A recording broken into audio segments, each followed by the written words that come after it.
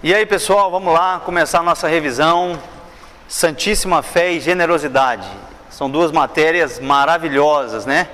E eu creio que o Senhor falou muito conosco. Então vamos tocar os pontos aí, que nós temos muita coisa para ver. E muito conteúdo, né? Muito conteúdo. Então vamos lá, já vamos direto na Santíssima Fé. Vamos começar ali pela página da introdução. Está vendo ali a página 1 da apostila Santíssima Fé? É a apostila da... É a página da introdução, tá? Vamos lá.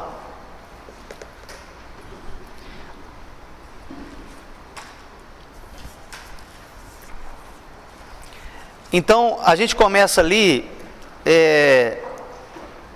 no terceiro parágrafo, tá vendo? Dizendo, o tema da fé tem sido por anos uma âncora para a igreja. A fé tem sido apresentada como a ferramenta de autorrealização por excelência, indicando benefícios em troca de declarações de confiança aleivosa, né, ou fraudulenta no doador dela. É assim que temos convertido a fé, ou pelo menos na maioria das vezes temos aprendido, né? Em algo que poderíamos usar ou não, supondo que é uma ferramenta. Esse manual, essa apostila, não pretende encerrar por completo o entendimento da fé ao terminá-lo, mas busca despertá-lo a maior magnitude para que possamos ser mais exatos na própria vida. A fé é a própria vida. Então nós aprendemos muito isso, no que de fato é a fé, não é? Que a fé... Deus não a concedeu para nós ficarmos pedindo algo para Deus, mas Deus nos deu a fé para que possamos dar a Ele o que Ele tem nos pedido. Tá certo? Então, eu quero dar um toque em vocês na revisão, aos alunos aqui. As páginas que nós falarmos aqui é a página que vai ser revisada, é os pontos que eu quero revisar. As questões das provas são os pontos que eu estou tocando, são os pontos que eu estou falando, tá bom? Então, vocês vão poder rever e assistir de novo essa revisão, para vocês não ficarem assim preocupados e estressados, puxa, tanta página, tanta matéria, tá? Então, uma coisa é revisão e outros os pontos que eu estou tocando, assim como nós acabamos de fazer agora, tá joia? Eu fiz uma declaração no começo de um autor desconhecido, não sei se vocês lembram, né?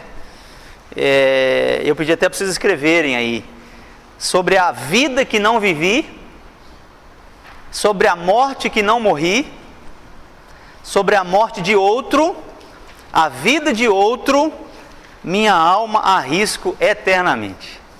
É forte demais essa expressão, né? Imagina, você está arriscando sua alma eternamente pela morte de outro, pela vida de outro. Então, essa declaração é muito forte porque tem a ver muito com a fé. Você está dando, você não está exigindo nada, você está dando, você está crendo, você está usando a fé para aquilo que de fato Deus nos entregou.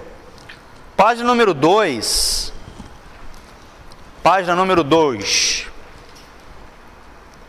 Nós falamos muito a questão aí na página 2, que uma coisa é a minha fé antes de nascer de novo, ou seja, vamos colocar isso como crença, né? Vamos colocar como crença. Todo mundo tem sua crença. Eu tenho muita fé. Na verdade, podemos usar isso como crença. E outra é a fé do Filho de Deus, tá? Que a gente foi vendo. Então nós falamos muito sobre isso aí, falamos um pouco dessa diferença entre a nossa fé e entre esta fé do Filho, tá? Aí no segundo parágrafo, vamos ler ali da expressão que eu pedi para vocês sublinharem ali, no meio desse parágrafo, está escrito assim, a fé não é para sobreviver, tá vendo ali? Acharam? A fé não é para sobreviver, é para viver. Infelizmente, a maioria das pessoas tem sido levada por ensinamentos que nos instavam a usar a fé somente em momentos ou problemas difíceis. Isso fez com que nós não entendêssemos a fé a partir da mente do autor e consumador da mesma. E lá embaixo eu pedi para vocês escreverem, eu não sei se todos escreveram. Por exemplo, a minha fé antes de nascer de novo é como se fosse a mão de um mendigo que estava desejando algo, tá certo? Ou seja, o mendigo está lá todo sujo, todo moribundo, não tem estadia para nada. Então é mais ou menos isso antes da gente nascer de novo. A gente estava lá morto nos nossos delitos e pecados e nós cremos. Então a minha fé é essa mão que se estende e pega na mão do doador da vida, que ouviu o evangelho e fala: eu creio, eu aceito. Você colocou sua fé na salvação que existe em Cristo Jesus. Agora, a fé do Filho de Deus, que é concedida aos santos, que vem pelo Espírito, é esse dom de Deus que me faz permanecer, tá certo? Esta fé que me faz permanecer no Filho, ela vem pelo Espírito. Aquilo que a gente crê, nós vimos na apostila, o que nós podemos ver pelo Espírito é por meio da fé que vem pelo Espírito. Ou seja, alguém que é espiritual, alguém que é carnal. Não existe possibilidade da gente exigir que uma pessoa carnal tenha a mesma fé que um filho de Deus tenha, que já foi regenerado, que ele consegue entender pelo Espírito as coisas do Espírito. Então nós falamos um pouco dessa diferença, tá certo? E eu disse também aquela palavra que nós passamos do apóstolo Alberto Calvino. Não sei se vocês viram, vocês precisam ver, tá? Alguma coisa daquela palestra, daquela palavra dele pode cair. Assim como todos os vídeos que eu passo, fora do contexto aqui da matéria, que tem a ver com algo que vai acrescentar, né? Tá bom? Aquela palavra do apóstolo Alberto Calvino, edificados na Santíssima Fé, tá bom? Se você não tem esse link, só pedir a Priscila que ela vai enviar para você, tá bom? E ela te envia esse link, com certeza nós enviamos para você. Se você fizer uma busca aí, você vai ver que nós enviamos para você, tá bom? Vamos para a página 3. A página 3 vai fazer uma pergunta aí, né? Tá vendo o último parágrafo da página 3? Tá vendo ali? Vamos lá, agora podemos nos encontrar em um dilema. A fé não era para obter coisas materiais, é o que muitas vezes eu sempre aprendi, que a fé era para obter coisas materiais, né? Então, o autor da apostila declara que não. A fé nunca foi pensada por Deus para obter coisas materiais, mas para poder ouvi-lo em nós. Lá na frente nós vamos falar da fé que é como aquele que substancia, né? Ou seja, a fé é que nos ajuda a ver, a enxergar aquilo que Deus está nos querendo mostrar. E que isto produz em nós uma série de benefícios que são apenas acréscimos. É claro que Deus nos dá, é claro que Deus nos acrescenta. Mas a fé, em primeiro lugar, é para que possamos ouvi-lo, é para que possamos perceber o Senhor pedindo e a gente poder entregar. Cristo, aí continuando a apostila, Cristo fala o que Ele vê, e quando Ele nos mostra o que vê, chamamos isso de fé. Essa expressão é muito importante, ó. Não existem pessoas de super fé na igreja.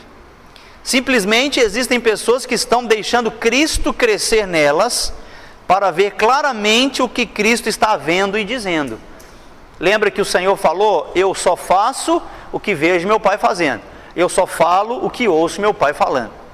É justamente isso. Ao contrário da fé do antigo pacto, né, da antiga aliança, era uma fé sensorial, ambiental e exterior. A fé no novo pacto, na nova aliança, não é para coisas temporais, não é para as coisas que a gente deseja, né? E a gente tem visto a igreja rodeando o assunto de fé só para receber, né? Em primeiro lugar, deveríamos entender que a fé é sempre para dar, tá bom? Então, a fé do Filho é para fazer o que Deus quer. Então, isso é santíssima fé. Quando Judas escreveu lá que nós possamos ser edificados na santíssima fé. Que santíssima fé é essa? Esta é a fé que recebemos do próprio Filho, o autor e consumador dela. Tá joia? Página 4 e 6, tá? Anote essas duas páginas. Página 4 e 6. Tá bom?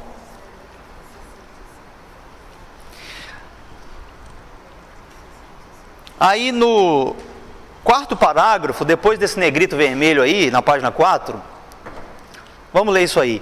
Neste manual, retornaremos novamente para a passagem em Hebreus 11:1, que fala aquela questão da fé, a certeza e tal. Porque é surpreendente que, embora a palavra fé seja usada muitas vezes no Novo Testamento e também no Antigo Testamento, a sua definição é dada apenas uma vez. Esta palavra é explicada apenas em um versículo. Precisamos olhar cuidadosamente para este único lugar, e aqui encontramos a única explicação da fé.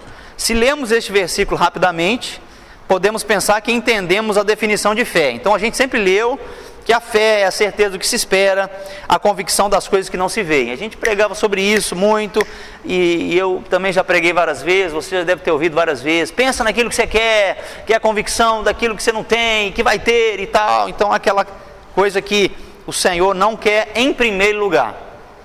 Mas, continuando aí na apostila, quando consideramos cuidadosamente essa definição, nós descobrimos que não nos leva a nada em si mesma.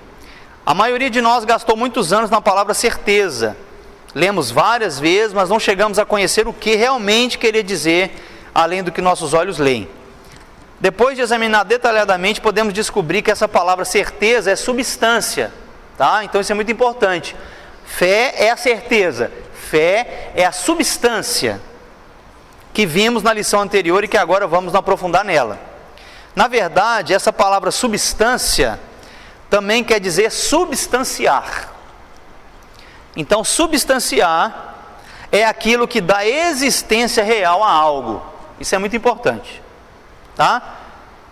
Nós todos sabemos que a substância de um lápis é madeira, a substância de uma janela é vidro, mas o que significa substanciar?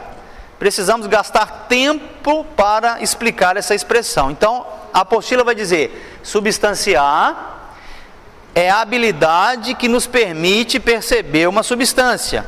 Então, ou seja, a fé, ela dá substância ao que espera. A fé vai me ajudar a ver o que Deus quer que eu veja, a tocar o que Deus quer que eu toque, a experimentar o que Deus já me deu. Porque se você não tem fé, é impossível você agradar a Deus. Se você não tem fé para dar para Deus, é impossível você obedecê-lo.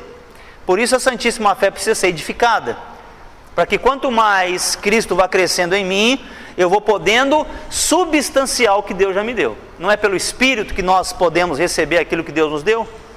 Então, é por aí.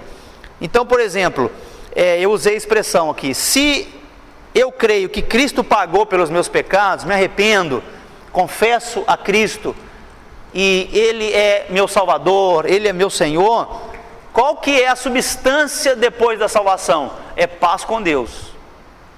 Antes éramos inimigos de Deus.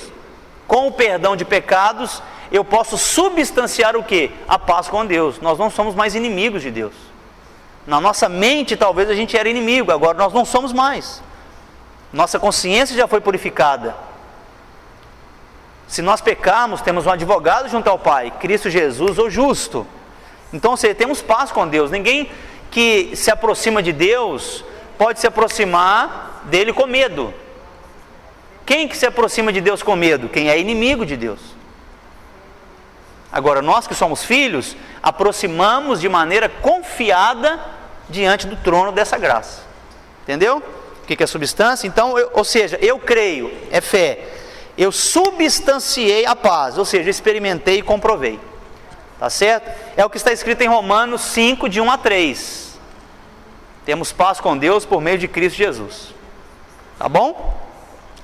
Agora vamos dar um pulinho lá na página 6. Que a página 6 vai falar um pouquinho sobre essa questão. Aí no terceiro parágrafo da página 6. Tomamos todo esse tempo para ver os exemplos e detalhes. O tempo que ele tomou aqui na página 5 e tal, que a gente não precisa ler. Para que possamos entender o que a palavra fé significa na Bíblia. Isso é muito importante. Como os olhos são para ver, os ouvidos para ouvir, o nariz para cheirar, a fé, olha aí, eu pedi até para você sublinhar, é o órgão por meio do qual substanciamos todo o espiritual impartido em nós. A fé é o órgão pelo qual experimentamos, comprovamos. Tá certo? Existe uma ordem: renovai o vosso entendimento. Para quê? Para que a gente possa substanciar a vontade de Deus, eu possa experimentar a vontade de Deus, que é boa, perfeita e agradável. Quem pode experimentar a boa, perfeita e agradável vontade de Deus? Os que estão renovando sua mente por essa palavra. Eu tenho fé que a minha mente pode ser renovada pela essa palavra? Tenho. Então renove, que isso vai fazer você experimentar e comprovar a vontade de Deus. Tá certo? Então, é isso mais ou menos que tem a ver com o assunto de fé, sendo a certeza, sendo substância. Tá bom? Vamos para a página 8. Se você tiver alguma dúvida, aos alunos presentes, é só levantar a mão, perguntar, ok? Como nós falamos minuciosamente sobre cada um desses pontos, você, se tiver alguma dúvida, pode voltar às aulas anteriores e puxar ali e pegar, tá? Então, a página 8, está esse negrito azul aí. Não nos movemos por aquilo que os nossos sentidos naturais percebem, correto? Vivemos pela fé. Seguindo aí, muitos crentes sofrem porque não sentem, a presença de Deus.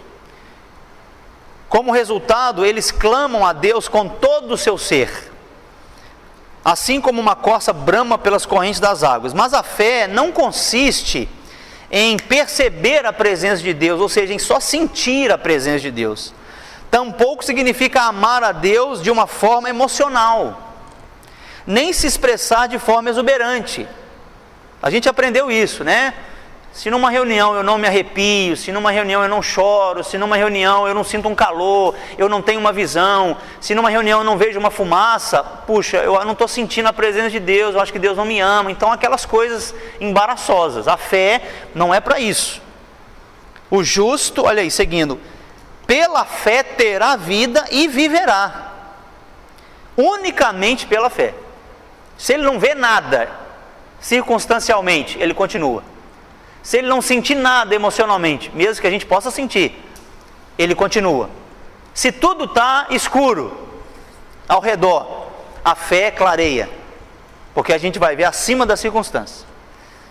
Tá? Então a fé é real, a fé da substância.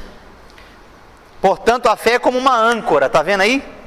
E aí eu usei o exemplo do apóstolo Paulo, você lembra? Que o apóstolo Paulo, ele estava preso por causa do evangelho. Se Paulo levasse em conta a emoção dele e a circunstância dele, teria motivo para louvar? Por isso a gente não pode basear que questões de fé têm a ver com questões emocionais e circunstanciais.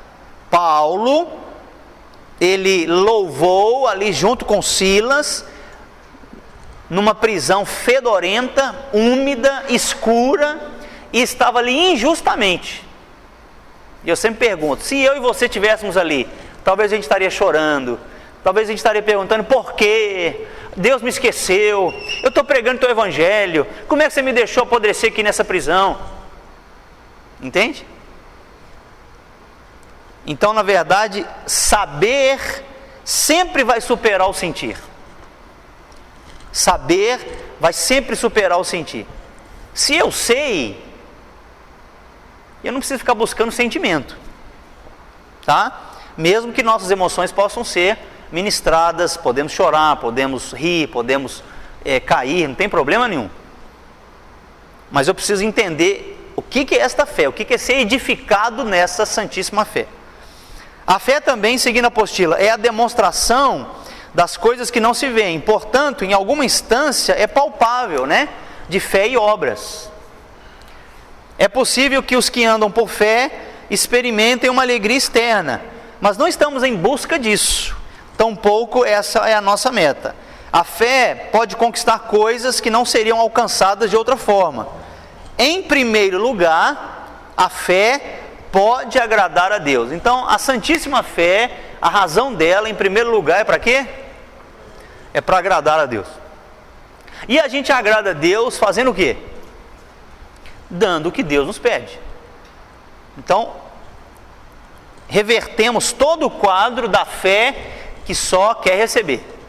A fé, em primeiro lugar, é para dar. Tá bom?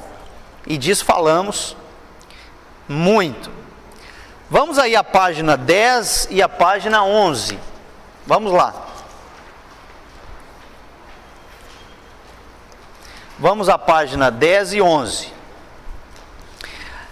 Nós falamos aqui a respeito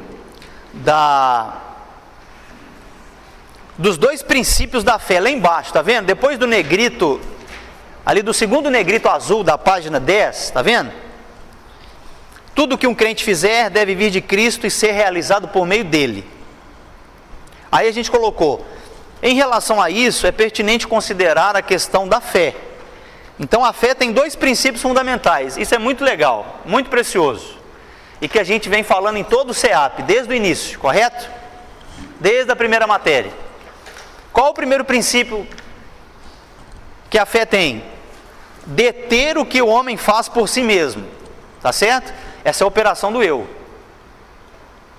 Se tudo que você faz para Deus não é por meio da fé, é por meio de você mesmo. E por meio de você, Deus não recebe nada. Jesus já falou, né? A carne para nada aproveita. Beleza? Segundo princípio, permitir que Cristo trabalhe através de nós. É Cristo em nós que trabalha. É a graça de Deus em nós que trabalha. Tá bom? Então isso aí tem que ficar muito claro. Tá joia? E eu usei aquele texto, né? Aquele exemplo. Para ser salvo, é só pela fé. Não é? E isto é o deter da justiça própria do homem. Por que a pessoa só pode ser salva pela fé em Cristo Jesus? Porque ela tem que sair totalmente do centro do mérito. Com certeza você já conversou com várias pessoas e perguntou, você vai para o céu? Vou. Por quê? Porque eu sou bom. Então, a fé detém o que o homem quer fazer por si próprio. Não, eu vou para o céu. Eu acho muito interessante que as pessoas acham que são donas do céu. Elas vão para o céu mesmo. Não, eu vou para o céu, eu tenho um acordo assim com Deus lá que vai me deixar entrar a hora que eu quiser. Isso é um grande engano por conta dessa justiça própria. Então, para se ter comunhão com Deus, é só pelo Espírito e não porque eu cumpro regras ou hábitos evangélicos. Então aí é o que? Permitir que Cristo trabalhe através de nós. Falamos muito disso aí.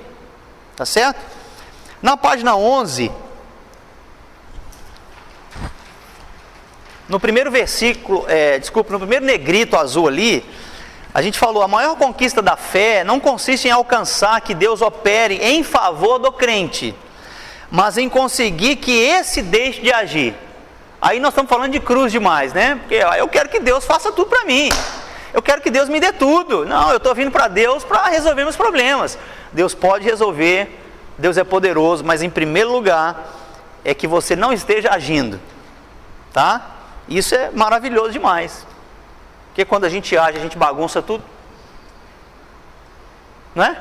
Nosso eu entra na história e avacalha com tudo. Então se a gente não agir, já é bom demais. Se você impedir esse agir por meio dessa fé, está excelente. E aí continuamos. Nesta lição, queremos enfatizar a importância desse primeiro passo. Cristo nunca permitiu que a sua obra se mesclasse com as obras procedentes da carne do homem. O Pai exige que os seus filhos detenham completamente tudo aquilo que proceda do seu eu, do seu egoísmo. Seja o que corresponda às suas próprias determinações ou às suas próprias habilidades. O Pai deseja que os seus filhos confiem plenamente e se entreguem completamente a Ele. É como aquela canção que nos permite declarar, né? Que não temos defesas contra Ele, nos rendemos completamente. E aí nós falamos muito dessa confiança que nós devemos ter. É tudo que o Pai quer de um filho, é que o filho confie na palavra do Pai. É ou não é? Sim ou não? E aí nós perguntamos aí na apostila, né? Como se manifesta tal coração que confia no Senhor? Se você confia no Senhor de verdade, vai manifestar numa completa imobilidade e quietude do eu. Esse é o primeiro passo da obra que a fé realiza, né?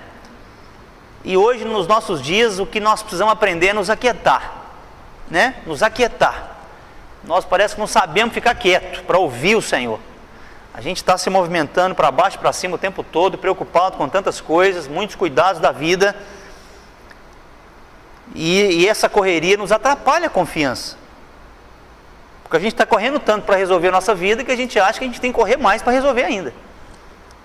Então, tal confiança é o que o Senhor deseja. Tá bom? Então, o último negrito da página 11. O primeiro princípio da fé é parar com as nossas obras. Tá bom? Vamos para a página 12. Todos esses assuntos nós mastigamos demais, né, nas aulas, né? Mastigamos demais. Então vamos lá. Esse negrito azul da página 12 eu mandei vocês circularem e circularem várias vezes. Você lembra aí? É muito importante essa declaração aqui. Uma vida de fé é o quê? É uma vida que rejeita tudo o que procede do eu. Os atos de fé são simplesmente atos nos quais negamos a nós mesmos. Olha aí que coisa violenta. Tá bom? Então, a santíssima fé, a fé do Senhor é a que nos controla. Não somos nós que controlamos a fé, é ela que tem que nos controlar. Tá certo? Então, a santíssima fé é aquela que nos controla. Se eu estou no controle, esta fé que eu tenho, ela é natural. A fé que me controla é a santíssima fé. Tá? Quando a gente pode ver o que Deus quer que a gente veja, fazer o que Deus está mandando a gente fazer, é por essa santíssima fé. Por isso nós temos que ser edificados nela. Tá bom? Agora vamos dar um pulão lá para a página 17.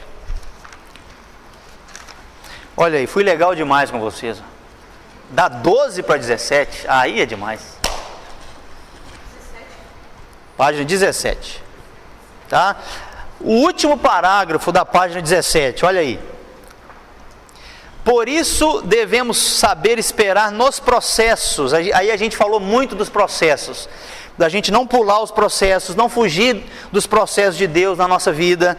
Tá? Que nós falamos da bondade de Deus, que a bondade de Deus, ela não se explica nos processos, se explica no final, viu?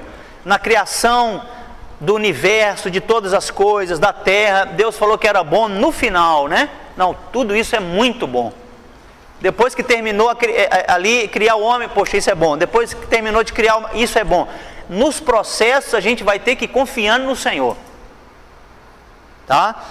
E aí a gente falou, devemos esperar nos processos.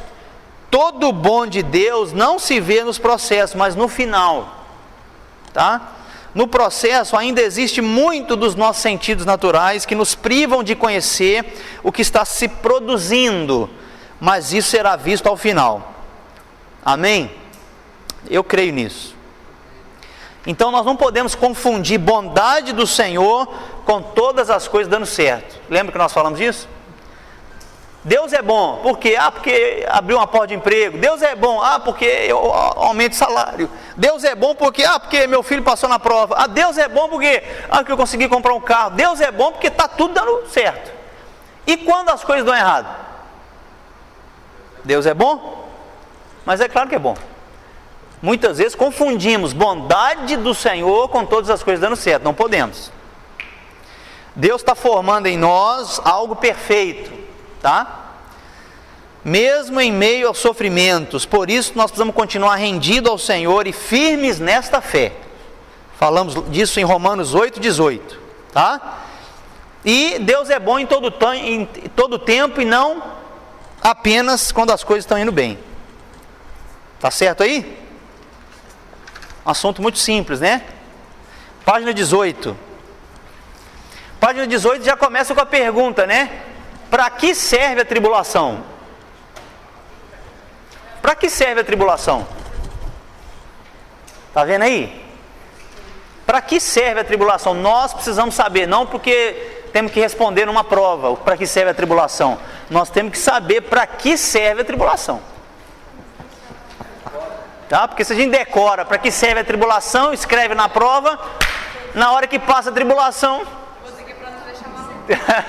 Não é para nos deixar maluco a tribulação, né? Pode. Vamos lá, primeira coisa para que serve a tribulação. A tribulação serve para tirar coisas que não servem em nós. Está vendo aí? A tribulação nos purifica, nos limpa e nos ajuda em nossa transformação. Então, tribulações, irmãos, fazem parte do processo de Deus na nossa vida, tá? Aí nós lemos lá Tiago 1, de 2 a 8, nós lemos que o processo precisa começar e precisa terminar, tá? Se você não termina um processo que Deus está na sua vida, o que vai acontecer?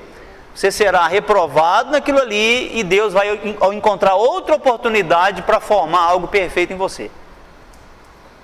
Esse é o compromisso do Senhor. A graça de Deus está em nós, não é para a gente fazer o que quer, é para que Deus forme Cristo, que é algo perfeito que está dentro de nós apareça. Segunda coisa para que serve a tribulação: para descobrir o poder da fé que temos dentro.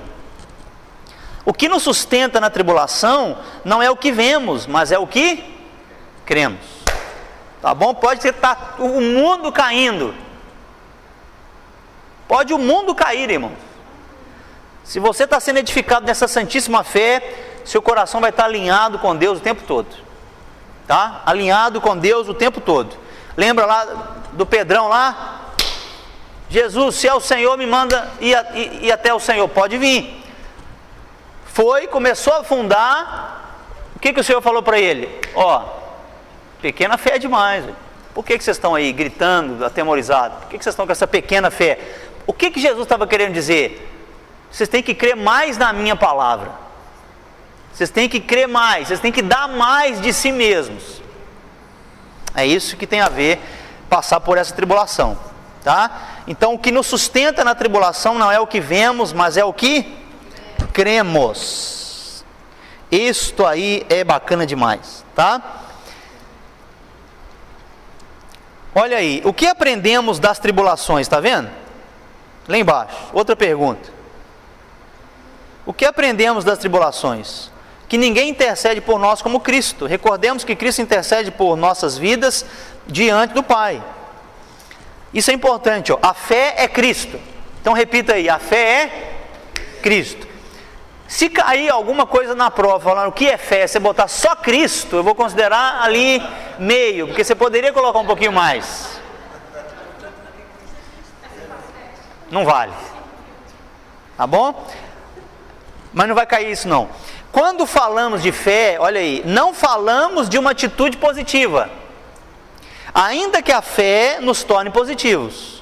A fé é uma pessoa chamada Jesus Cristo, que nos nutre quando, em vez de olhar os problemas, olhamos para Ele. Em meio às tribulações, se conseguimos vê-lo, seremos fortalecidos. Se os nossos sentidos estão focados em coisas passageiras, então certamente seremos debilitados.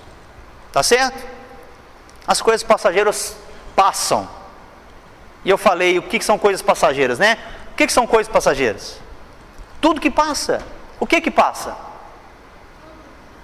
Dinheiro passa? Passa. Bens materiais passa? Passa. Amizades passam? Passa. E o mais impressionante, pessoas também passam. Passa. Né?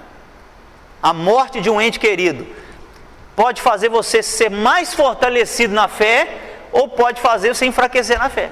Porque você vai começar a olhar para a morte, olhando para aquele que passa, você não está olhando segundo a fé do Senhor.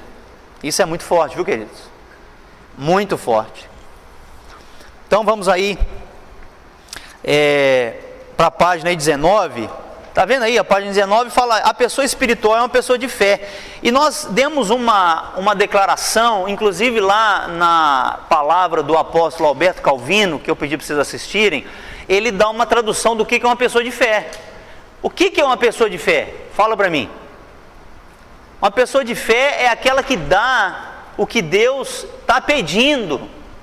Uma pessoa de fé é aquela que faz o que Deus está mandando. Pessoa de fé não é aquela que ressuscitou um morto, mesmo que isso tenha a ver.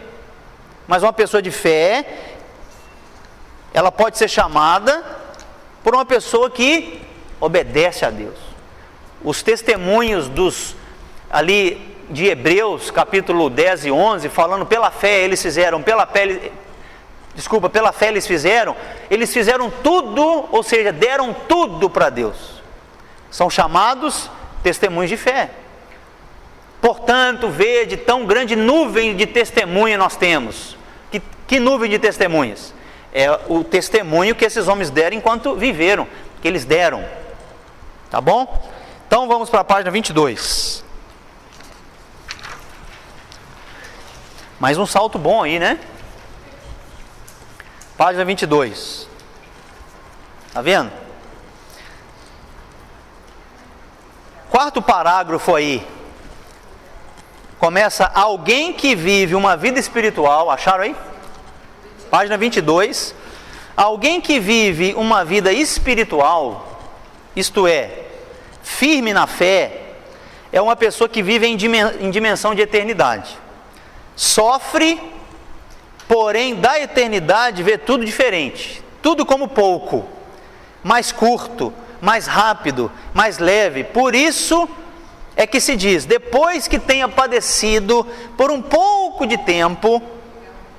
Não é em vão que o apóstolo Paulo ele disse: esta leve e momentânea tribulação produz em nós. Olha, irmão, se o apóstolo Paulo falou esta leve e momentânea tribulação, o que nós poderíamos dizer das nossas tribulações? Fala a verdade. Esse mamão com açúcar que nós estamos passando. Irmãos, vai ter alguém aqui que vai sofrer como o apóstolo Paulo sofreu pelo Evangelho? Eu acho difícil. Nós não sabemos nem o que é tomar uma pedrada por amor a Cristo, quanto mais ser preso injustamente. Então, alguns eu creio que podem passar, mas temos que guardar a devida proporção. Então, por que o apóstolo Paulo falou isso? Porque ele viu desde a eternidade. Tá? Então, seguindo, identificando assim, ou colocando a tribulação no lugar que lhe corresponde, né? Veja que interessante isso. Nós aprendemos também a classificar e a não desclassificar, né? Aprendemos isso na matéria generosidade. Veja que interessante, identificando assim, ou colocando a tribulação no lugar que lhe corresponde. Muitas vezes nós colocamos a tribulação como a nossa vida. Nossa vida é a tribulação. Como é que está, meu irmão? A vida é a tribulação, está cheio de problema. E ele fica ali, sabe, naquela nuvem negra de problema. A santíssima fé é para a gente ver desde a eternidade, é para a gente poder respirar. O pé pode passar por momentos difíceis, mas a visão está vendo. Olha, é isso aí. Então, aí nós vamos ver como algo leve e momentâneo que produz algo. Isso é o lugar da tribulação, vai produzir algo. Isto é julgado a partir do homem interior, porque da eternidade todo sofrimento é pouco. Tá bom? Aí, pulando um parágrafo, nós vamos para o próximo. Lembra que eu pedi para você grifar isso aí? O homem exterior maximiza os problemas, sim? O homem interior minimiza os problemas. Então, nós não podemos viver nessa dicotomia, né? Uma hora é o velho homem, outra hora é o novo homem. Não, nós temos que diminuir a voz do velho homem em nós, porque senão o velho homem vai querer maximizar sempre. É a famosa tempestade em copo d'água. O que você achar que deve ser feito. Tá? Então, o homem exterior faz o quê? Maximiza os problemas. O homem interior minimiza os problemas, tá? E eu pedi para vocês escreverem lá embaixo na apostila da página 22. O homem exterior, ele vai perguntar assim. O homem exterior, ele pergunta: por quê? E ele chora desesperado. Por que eu estou passando por isso? Por que isso está acontecendo? Por que as pessoas estão fazendo isso comigo? Aí ele vive em desespero. Agora, o homem interior, ele vai perguntar: para que, Senhor?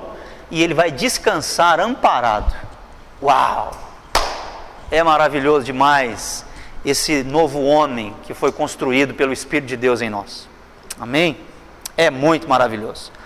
Página 23. Tem uma pergunta no meio da página 23 aí, tá vendo? Em negrito roxo. Se não devemos sofrer pelas injustiças, pelo que devemos sofrer? Responde para mim aí. Se nós não devemos sofrer pelas injustiças, pelo que devemos sofrer? Colossenses 1,24 fala: regozijo-me agora no que padeço por vós, e na minha carne cumpro o resto das aflições de Cristo, pelo seu corpo que é a igreja. Tá? O único padecimento que Paulo tinha era pelos irmãos. Afinal de contas, isso se trata de um corpo. A fé nunca pode morrer em nós. Somos fortalecidos para confirmar nossos irmãos. Tá? Seguindo, como filhos de Deus, devemos sofrer por nossos irmãos, pelas crises dos nossos irmãos. Aí a gente falou muito disso na aula, né?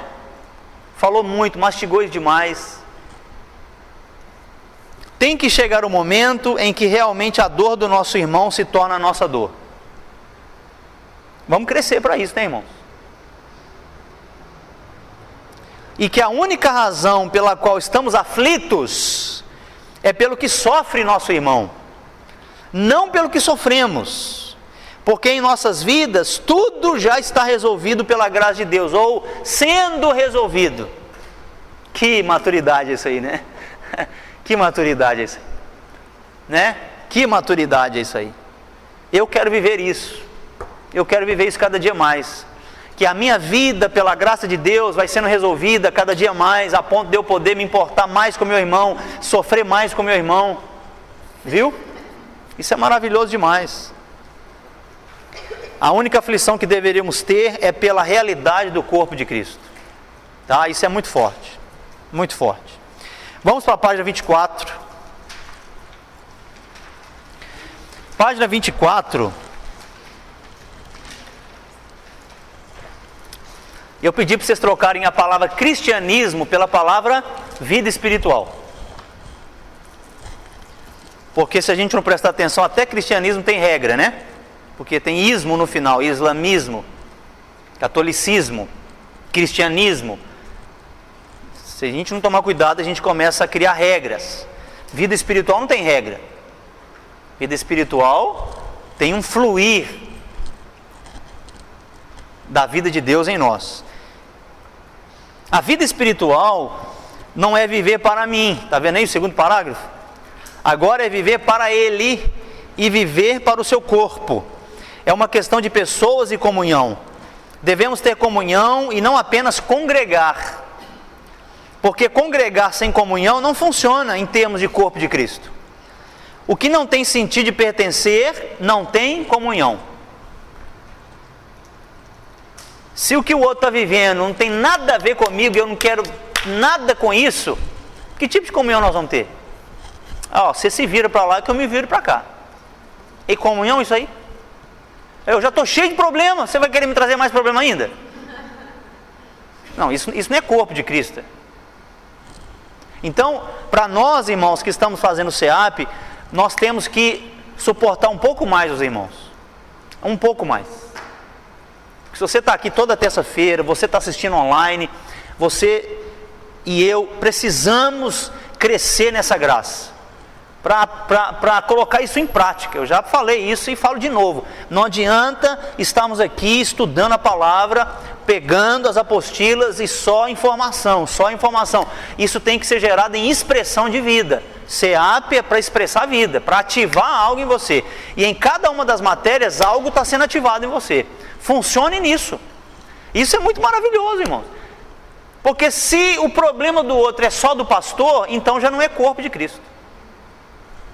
Não, manda para o pastor, para a pastora que eles resolvem. Estão lá para isso mesmo. Sim, nós estamos aqui para isso. Mas muito mais para ativar o corpo de Cristo, a cuidar do corpo de Cristo. Nós temos que aprender a cuidar uns dos outros. Então, se o que pertence a ele não pertence a mim, se o problema dela, o problema dele, eu não estou orando, eu não estou clamando, eu não estou desejando que ele vença, ajudando. Olha, o que eu estou fazendo? Não vou reunir como igreja nunca, porque eu não vou querer relacionamento com ninguém, entendeu? Então, nós temos que ter esse equilíbrio, de não ficar levando ninguém nas costas, uns 10 nas costas e não vão aguentar mesmo. Nós temos que aprender a andar por essa graça e ajudar os irmãos a ver que devem andar por essa graça também. Mas nos importar com os irmãos, tá joia? Então falamos disso. Vamos aí, página 26. Página 26. Olha que interessante isso aí, ó. 2 Coríntios 4:4 vai falar: nos quais o Deus desse século cegou o entendimento dos incrédulos, para que não lhes resplandeça a luz do Evangelho da glória de Cristo, que é a imagem de Deus. Então, seguindo, não o cegou, ou seja, o Deus desse século não o cegou para que eles sejam incrédulos, o cegou porque eles eram incrédulos. Ter o entendimento cegado significa o quê? Que você não pode ver com o homem interior, que é aquele que foi regenerado, nascido de novo. Então tudo é julgado a partir do lado exterior. O mundo, irmãos, julga tudo do lado exterior. Qualquer comentarista do mundo vai julgar todas as coisas pelo lado exterior. Qualquer entrevista que você vê, qual é a análise que você faz da política? Qual é a análise que você faz daquele atentado? Qual é a análise que você faz desse comportamento? O que você está vendo na sociedade? Ele vai falar tudo conforme o homem exterior. E pode falar coisas bonitas, mas não vai falar a verdade que Deus está querendo falar. Claro, porque ele vai julgar segundo a cegueira dele, a visão tampada. Então, ser julgar do lado exterior é não ter a capacidade de ver interiormente para que as coisas aconteçam. Claro, nem nasceu de novo. O inimigo não tem problema em dar coisas ao homem, enquanto ele não tem entendimento. A maior batalha que enfrentamos é por um assunto de entendimento. Está vendo isso aí? Porque se a pessoa não tem entendimento, ela não vai fazer nada direito.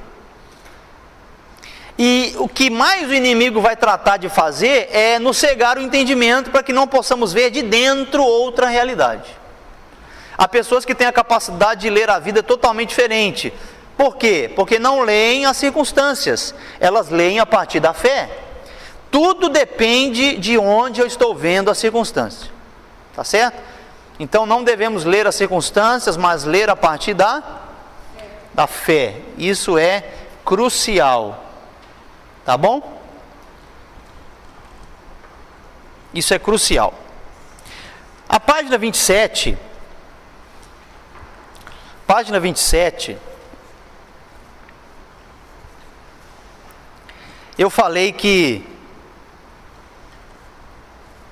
sobre ser fortalecidos na fé e estar considerando pela fé as coisas. Olha aí, nesse primeiro parágrafo. Fé no Espírito é uma convicção. Repete isso aí. Fé no Espírito é uma convicção, não é um sentir. Tá? Então Abraão não estava na alma, sentindo, considerando o seu corpo, estava em espírito. A fé não é uma determinação pessoal para ter fé, é uma natureza que opera na essência do Espírito. A fé está no Espírito. E como está no Espírito, quando vivemos no Espírito, a resposta lógica é fé. A fé tem a ver com a vida de Cristo em nós. Então, se Cristo cresce em nós, cresce a fé. Pronto. Se Cristo cresce em nós, cresce a fé. Lá embaixo, o último negrito. Deus tem que nos encontrar onde Ele nos necessita, e não onde as circunstâncias querem nos deixar. Aí eu quero fazer uma pergunta para você: aonde Deus nos necessita? Você se inscreveu aí, sabe das duas respostas. Parabéns, muito bem. Se você não escreveu, trate de escrever. Tudo que eu peço para escrever na aula não é por acaso. Escreva.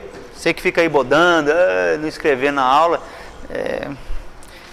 tem que escrever, né? Escreva.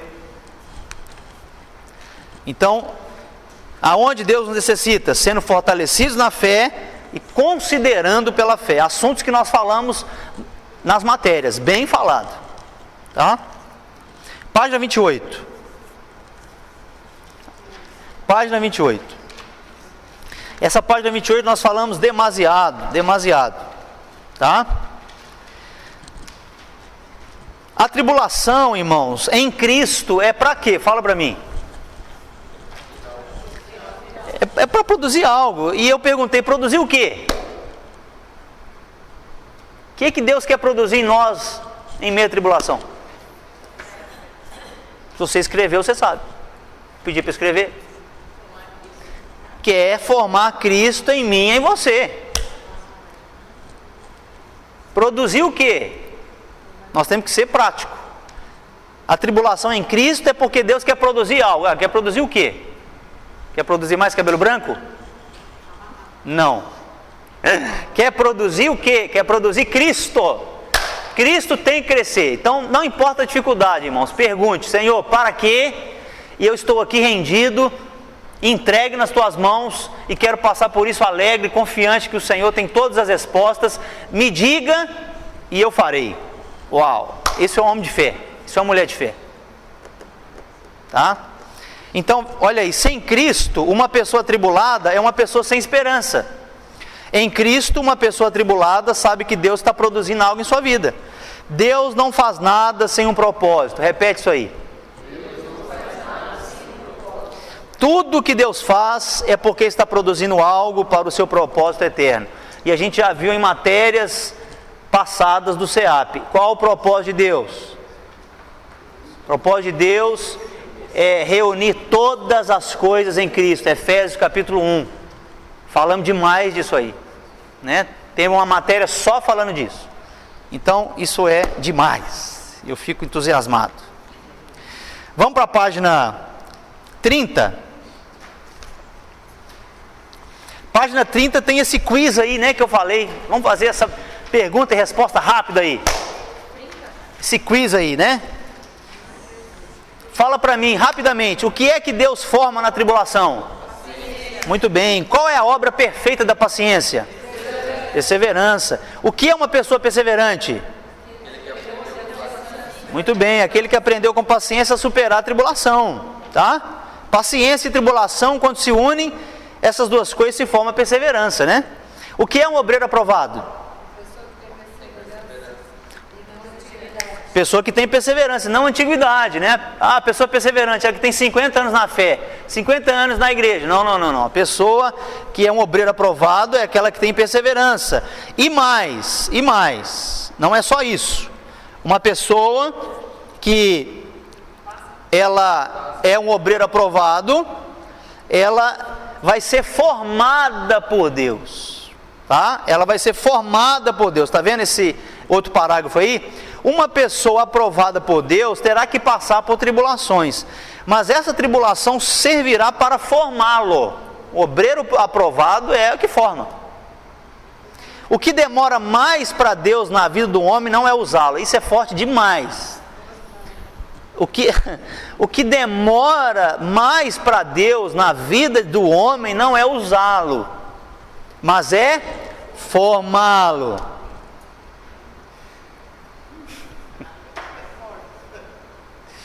Por isso algumas pessoas querem ser usadas e não formadas. Deus tem um propósito, eu quero ser usado. Que ótimo! Agora senta para aprender com Deus. Não, o que é isso? Vamos lá. Deus quer formar, tá? Por isso algumas pessoas querem ser usadas e não formadas. Ser usado deveria ser uma consequência de ser aprovado. Deus usou Faraó, mas nunca o aprovou. Porque ser usado não é sinônimo de ser aprovado. Isso é forte demais. É a nossa vida e não os nossos atos que determinam a aprovação de Deus. Uau! Sua vida está expressando Cristo um pouco mais do que ontem. Deus está formando. E quanto mais Ele te forma, mais Ele vai te usar. Simples, equação básica da vida espiritual. Por que nós estamos aprendendo no CEAP de vida espiritual? Para formar. Para formar. Nós queremos que seja formado. Formado. Repita, formado. Formado. Pronto. Tá joia? Tá joia? Olha, só isso da Santíssima Fé.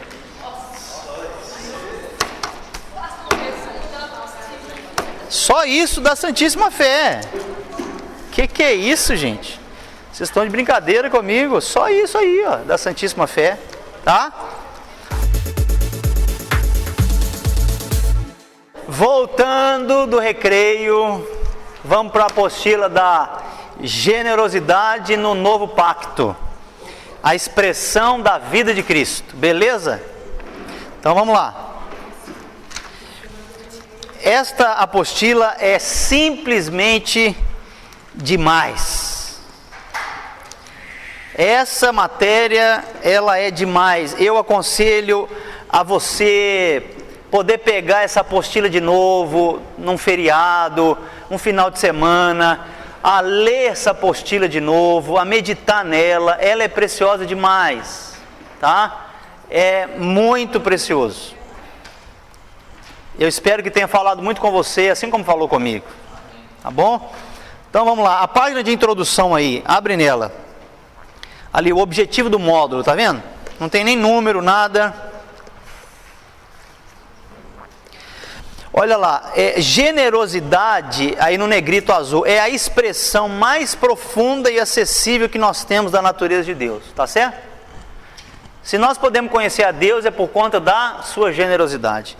Aí pulando aí o parágrafo, nós vamos para aquele ali, ó. Generosidade não é apenas a expressão de uma dádiva de conotações financeiras. O que é a generosidade? É a expressão da natureza de Deus através de Cristo em nossa vida. Isso é maravilhoso, tá? Página 2. Página 2, vamos lá.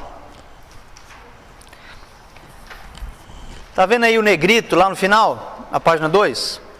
A distância que existe entre o que Deus me concedeu e o que eu vivo. O que Deus te concedeu? Tudo, o Espírito, que tem tudo. A distância do que Ele me concedeu e o que eu vivo está determinada pela revelação do caráter generoso de Deus para com o homem. A essência do novo pacto, da nova aliança em Cristo é o entendimento da generosidade de Deus e não da generosidade do homem. Ok? Seguindo aí. Portanto, se a estratégia foi confundir generosidade, essa foi a estratégia que manteve a igreja limitada entre o que se crê e o que se vive. Olha aí, isso eu pedi para você grifar, né? Toda pessoa que diminui a distância que há entre uma verdade revelada e a vida prática, olha que precioso, conseguiu tocar pelo Espírito e por sua graça, o conhecer por revelação e luz, a generosidade de Deus. E aí eu falei a respeito de verdade revelada e vida prática. Pedi para você baixar 2 setinhas. Verdade revelada é espírito e vida. Tá certo? A palavra não é letra, a palavra é espírito e vida. Vida prática é experiência. Então, toda pessoa que diminuiu a distância que há entre espírito e vida e a minha experiência por esse espírito e vida, conseguiu tocar pelo Espírito e por sua graça a generosidade. Vai diminuindo o espaço do velho homem para o novo homem, vai diminuindo o espaço para o espiritual e o carnal, vai diminuindo o espaço daquilo que Deus colocou em nós e do que nós estamos vivendo na prática. Tá bom? Voltando agora na página 1, vamos lá. Eu fui na 2, agora vamos para 1.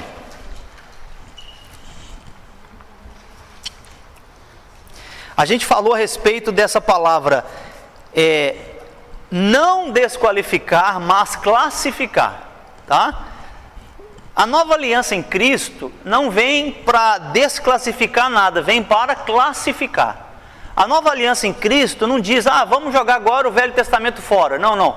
Vamos ver aonde o Velho Testamento entra, aonde a lei entra, o que vem primeiro, vamos aprender a classificar as coisas, tá? O que vem primeiro para Deus, é isso que importa. Então nós falamos disso, tá? Então, tá aí. Classificar, tá vendo o terceiro parágrafo? Classificar é o quê? Dar aquilo que estamos ouvindo o lugar que lhe corresponde. Enquanto que desqualificar é uma posição da mente, na qual se cria uma controvérsia, e a desqualificação de algumas coisas produz uma hostilidade que não é sábia ao alcançar entendimento no que Deus está revelando. Tá? Então, o que é desclassificar? Basicamente é quando falamos de uma verdade e a mente diz, então isso eu não preciso fazer mais, né? Isso é desqualificar, tá? Por exemplo, na parte prática, no que diz respeito, por que eu não comecei um curso de teologia na Reviver? Está cheio de curso de teologia. Eu já fiz. Pastor Eguiar já fez, pastor Alice já fez, tem vários cursos de teologia, à distância aqui. Por que eu não comecei um curso de teologia? Porque falar da vida do Espírito é mais importante do que aprender teologia. É desqualificar, é desclassificar a teologia? De maneira nenhuma. Vamos estudar teologia, vamos fazer, eu fiz, é bom, mas temos que aprender a classificar. É melhor que seu coração seja ativado do que a sua cabeça enche de conhecimento. Tá certo? Então vamos lá, pulando aí 1, 2, 3. A ação correta é que se Deus está falando algo, quem está falando algo? Deus. Sei o que vai primeiro e o que vai em segundo. E aquilo que não irá nunca mais. As Escrituras nos mostram que devemos o quê? Morrer para algumas coisas. Outras devemos descartar. E algumas outras que devemos ordenar e classificar pelo Espírito. Então, as 3 expressões que eu quero que você preste atenção é morrer para algumas, descartar, ordenar e classificar. Vamos prestar atenção nisso. Então tem coisas que Deus está falando para nós, que nós devemos morrer para essas coisas. Outra nós devemos descartar. E outra nós devemos ordenar e classificar. Tá bom? Então já falamos da página 2, vamos para a página 3.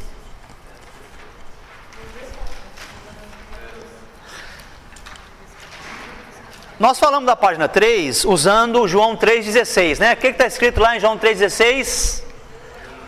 Porque Deus amou o mundo de tal maneira que deu o seu Filho unigênito, para que todo aquele que nele crê não pereça, mas tenha a vida eterna. E quando a gente usa esse versículo, na maioria das vezes, nós usamos ele para falar que Deus é amor, que Deus é amor, que Deus é amor. Mas o que esse versículo de fato quer destacar? Que Deus deu. Nós não poderíamos receber o amor de Deus se Deus não tivesse dado. Então, tá aí, ó. Isso é muito importante você saber e começar a usar João 3,16 corretamente. Ó, Deus te ama, Deus te ama, Deus te ama. Não tem que falar que Deus ama. Ele falou, ó, Deus é tão generoso e te amou de tal maneira que Ele deu o seu único filho. Então, a natureza que expressa Deus é generosidade. Nós temos que aprender sobre generosidade. Temos que aprender o que é dar de verdade. Aí, a gente vai entender que solidariedade é uma aproximação da generosidade, mas ainda não é generosidade. Então, solidariedade, seguindo a apostila, página 3, não é o mesmo que generosidade. Tudo o que podemos ver na igreja, quando se fala de generosidade, geralmente se confunde com solidariedade. O perigo está quando vestimos a solidariedade e a chamamos de generosidade. Isso é a porta aberta para o espírito de escassez e de mentira no corpo de Cristo. Por isso é preciso ter discernimento. Claro que devemos ser solidários, mas não devemos confundir isso com ser generosos. A solidariedade, isso é importante, está condicionada a situações difíceis e extremas. Vamos ser generosos com o pessoal da Venezuela. Vamos ser generosos com o pessoal do Moçambique. Vamos ser generosos, vamos ser solidário com ele, com aquele outro, tadinho, está passando fome, vamos ser solidários, vamos ajudar, tadinho, puxa, coitado e tal. Então a gente ajuda nas situações difíceis e extremas, isso é solidariedade. Generosidade é contribuir, dar, quando? O tempo todo, quando precisa e quando não precisa. Isso é muito forte, tá? Isso é muito forte, porque Deus não está querendo que a gente seja solidário com Ele. Vamos ser solidário com Ele, igreja, vamos dar o dízimo. Ixi! Deus não está pedindo para que a gente seja solidário com Deus. Deus está querendo que a gente expresse Ele generosamente, expresse a vida dEle. Nós não devemos dar para Deus quando dá tempo, devemos dar para Deus tudo em todo o tempo. Uau! Isso é maravilhoso. Amém? Eu fico empolgado. Tá? Então, seria bom você saber explicar a diferença entre generosidade e solidariedade. Tá certo? Página 4.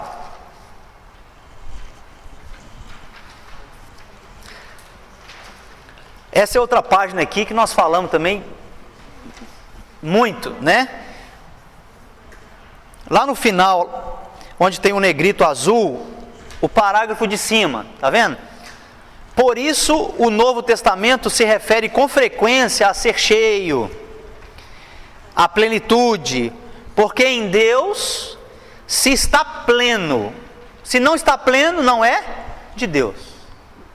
Quando os ensinamentos sobre algum assunto são medíocres ou manipulados para fazer as Escrituras dizer algo segundo conveniências pessoais, terá lugar a substância da mentira. E mentira é substância que a gente come, né? A gente come mentira e come verdade. O mundo morreu por quê? O pecado entrou no mundo por quê? Comeu não fruto, comeu mentira. Morreu. Quando comemos verdade, nascemos de novo. Por isso que nós temos que aprender a comer verdade, a detectar mentiras. Mas isso é coisa de outra matéria que nós já vimos.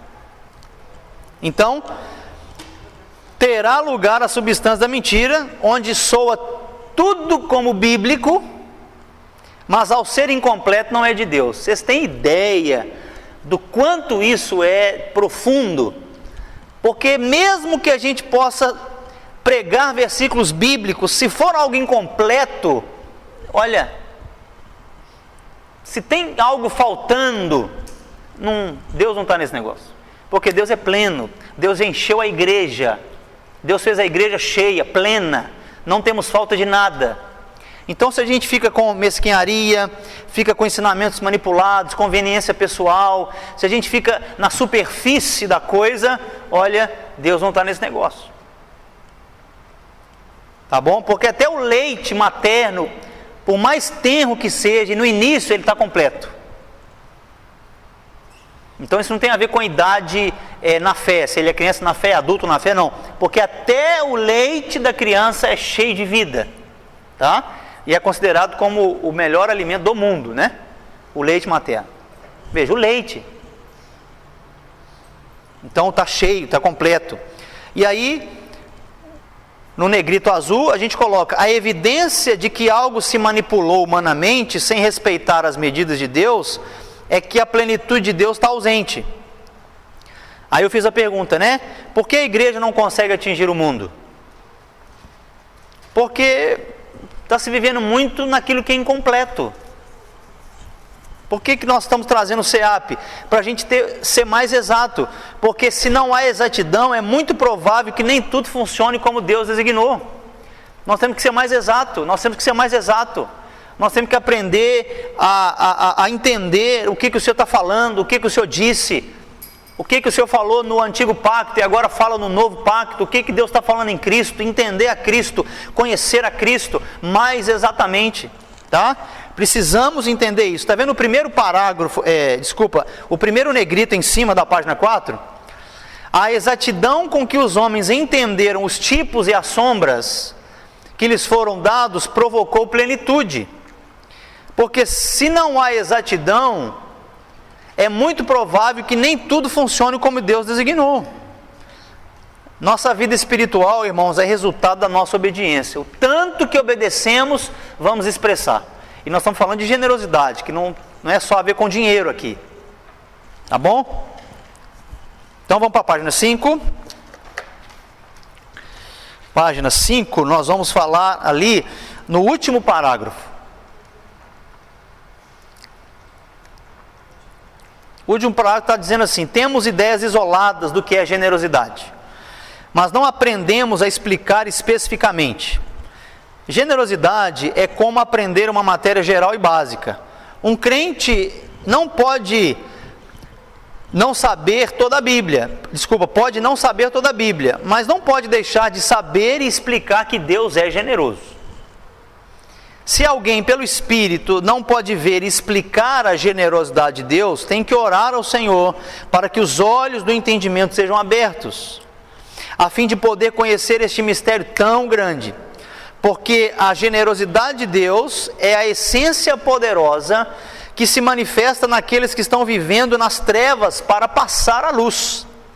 É dizer que se uma pessoa não sabe explicar no Espírito e em sua vida a generosidade, deixou a arma mais poderosa para o evangelismo do mundo. Porque o que evangeliza o mundo não é a mensagem evangelística, mas a transmissão de um Espírito generoso que libera a salvação de Deus. Porque a salvação de Deus é a sua generosidade. Tá? Então, nós temos que saber explicar isso. Página 6, ele continua falando. Um evangelista não é apenas aquele habilidoso para se conectar com o vizinho, ou apenas um homem carismático que tem graça para trazer pessoas para a congregação dos santos. É muito mais do que isso. Um evangelista é alguém que entendeu no Espírito que Deus é generoso. Um evangelista é alguém que entendeu no Espírito que Deus é generoso. De tal maneira Deus amou o mundo que não pregou o Evangelho, não presenteou uma Bíblia ou formou uma igreja, mas deu. Por isso evangelismo é dar. Que nós possamos ser um grupo de pessoas que são chamadas igrejas, igreja do Senhor, porque vamos dar. Amém, irmãos? Vamos dar. Nós não vamos trazer pessoas para tirar delas, nós vamos trazer pessoas para dar. As pessoas virão a nós porque nós estamos dando. Isso é muito forte. Que as pessoas que estão do seu lado possam observar que você é uma pessoa que sabe dar. Que elas precisem ou não precisem, você está dando o tempo todo. Tá? Dando o tempo todo. Dando o tempo todo. Estava assistindo uma entrevista esses dias e o apresentador falou: o senso comum é que todo padre é pedófilo e todo pastor é ladrão. O que você pode me dizer disso?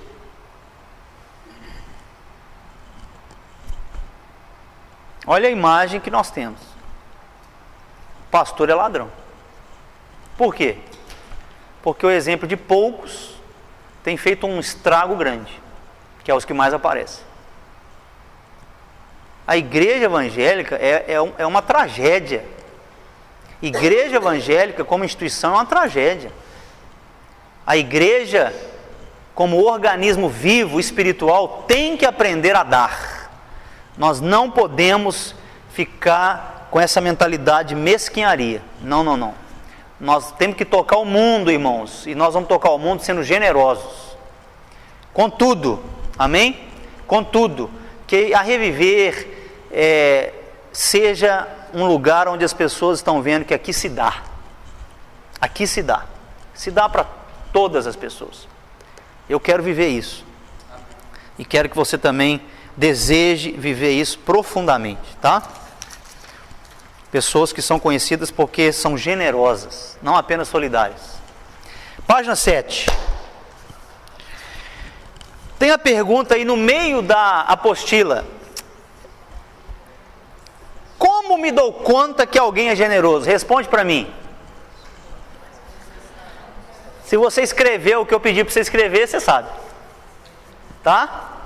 Como me dou conta que alguém é generoso? Deu em quantidade maior que o necessário.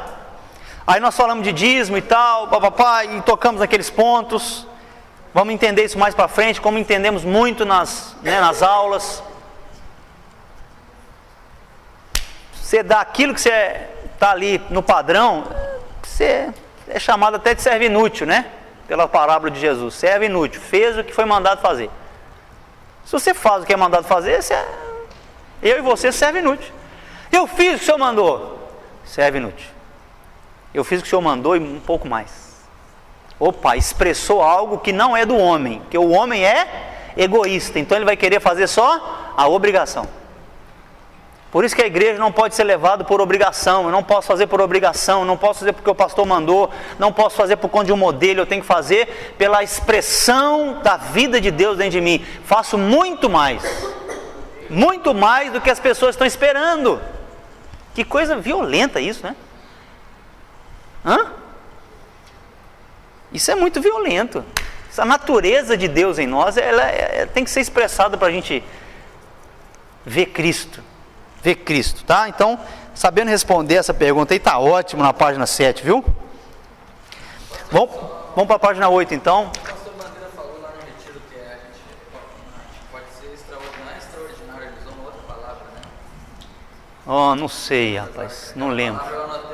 Não lembro. Mas não tem a ver com isso aí. Ser ordinário é o normal. Sim. Ser extraordinário é passar do normal, tá? Pessoas extraordinárias passaram do normal. E a generosidade de Deus é para nos levar a viver assim, né? Extraordinariamente abundante, pleno, tá? Então vamos lá. Página 8. A própria apostila está falando aí, 1, 2, 3, aí no 4º parágrafo. Anote esse princípio. Esse princípio tem que estar gravado no mais profundo do nosso ser, né? O dar sacrificialmente é o quê, né? É a essência do novo pacto, dessa nova aliança em Cristo. Se eu quero aprender generosidade, eu preciso aprender a dar sacrificialmente. E dar sacrificialmente é dar mais do que o necessário. É dar mais do que se espera. Tá? Então eu preciso aprender a dar sacrificialmente. Por que Jesus falou que a viúva deu mais do que todo mundo? A viúva pobre, a viúva que não tinha reputação, a viúva que não tinha nada. A viúva não tinha nada. E Jesus falou, ela deu mais do que todo mundo. Qual é a conta que o Senhor faz? Quem deu mais do que deveria dar, do que poderia dar. Tá bom? Então, seguindo, o fundamento do novo pacto é a generosidade correta, pelas razões corretas, da maneira correta, tá? Vamos renunciar cada dia mais o medo de faltar, que é Mamon que fala pra gente, não seja generoso, que pode faltar. Deus fala, seja generoso porque eu já te dei tudo. Ai, ai, ai. Falamos aí também um pouquinho sobre o mordomo, né? Que o mordomo, ele é competente porque ele sujeita esse poder de Deus para produzir uma dinâmica em todas as áreas da vida. No espiritual, no emocional, na mente, no físico, no familiar, no vocacional, no social. Tá? Isso eu quero enfatizar também com vocês, é muito bom, muito importante. Página número 11. Essa questão do mordomo aí não vai cair na prova. Não. Tá? Mas você tem que saber. Vocês já até esqueceram, né? Porque não vai cair na prova. Vazou da mente aqui. Vazou da mente. Saiu, sumiu. Entendeu? Veja, 7 coisas que se espera de um ministro competente no novo pacto. Que ele seja um mordomo no espiritual, no emocional, na mente, no físico, no familiar, no vocacional, no social. O que é ser mordomo? É pegar esse poder que Deus nos colocou e fazer esse poder ser derramado como vida em todas essas áreas. Isso é vida. Não apenas matéria de prova. Mas isso não vai cair não. Tá bom? Vamos para a página 14 então? Olha, 11, desculpa, página 11. Página 11. Página 11, o último parágrafo ali está dizendo... esta palavra não deve gastar-se, né? Temos a própria natureza de Deus, porque o próprio Deus tem uma natureza de generosidade e foi impartida em mim. Sem generosidade, olha que forte, não demonstro frutos de que a natureza de Deus opera em mim. Uau! Sem generosidade, não demonstro frutos de que a natureza de Deus opera em mim. Primeira coisa que as pessoas têm que saber,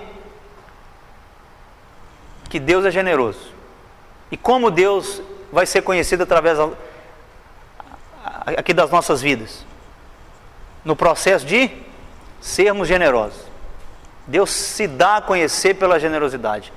O Espírito que está aí em você é generoso. E quanto mais ele se expressa, mais Deus vai sendo conhecido na sua vida. Porque o mundo não sabe dar, ele só sabe receber. E quando ele dá, ele acha que ele está dando muito. Então ele é só solidário. Aí a gente fala da graduação, né, de ser generoso. A generosidade deve se instalar em nós como uma natureza, de modo que nos graduemos em generosidade. Então, existe uma graduação para a generosidade. Qual que é? Começa com o quê? O generoso regular. O que é o generoso regular? É aquele que vai dar o que recebe. Ele vai dar o que recebe. Ele vai dar, ele vai dar, ele vai dar. Aí depois ele passa a ser um generoso alegre. Ele já ficou livre da influência de Mamon, ele já ficou livre da obrigação, ele já está liberado, então ele dá alegre. Olha aí, um generoso alegre. Ele faz isso livre, olha, alegre, eu dou alegre, eu não dou com peso. E depois ele se torna um mordomo fiel, que é o quê? Que ele não deixa de fazer essas coisas jamais, ele vai sendo um mordomo fiel. Ele sabe o que tem que fazer, na hora que tem que fazer, no lugar que tem que fazer. Tá bom? Então, um caminho prático para a gente graduar na generosidade é qual? Eu pedi para você anotar. Um caminho prático para a gente crescer e ser graduado na generosidade é o dar sacrificialmente. É interessante que a velha natureza, ela pode dar também, mas só pela natureza divina que possui a generosidade é possível dar pelo amor que sacrifica. Tá? Um amor que sacrifica. Por isso nós podemos cantar que não existe amor igual. Não existe Deus igual. Tá bom? Então vamos para a página 14. Olha aí o adianto que eu dei na vida de vocês. Gente, assuntos assim, mamão com açúcar, né? Assuntos mamão com açúcar. Nós falamos disso aqui, nós mastigamos esses assuntos demais. É ou não é? Mastigamos muitos esses assuntos. Então, quando aparecer na prova, você já vai ver rápido. Página 14 vai falar da generosidade e a proposição do coração, né? Versículo 2 Coríntios 9, 7, vai falar: cada um dê como propôs em seu coração, não com tristeza nem por necessidade. Depois nós vamos ver o que é esse propor, o que é propor no coração, né? Olha aí o negrito: ouvir a proposição do coração não é dar como eu quero, como a gente muitas vezes pensou. Eu vou propor aqui, eu. Não. Propor do coração não é dar como eu quero. É dar conforme a natureza de Cristo em mim, conforme a generosidade de Deus. Porque quem deve coordenar meu coração agora que estou em Cristo é quem? Quem que é? É o próprio Senhor. Cada um dê como propôs em seu coração. Tá? Como que eu proponho nesse coração novo? Obedecendo na hora do Espírito de Deus. Obedecendo na hora do Senhor. Obedecendo na hora do Senhor. Tá bom? Então vamos lá, página 15.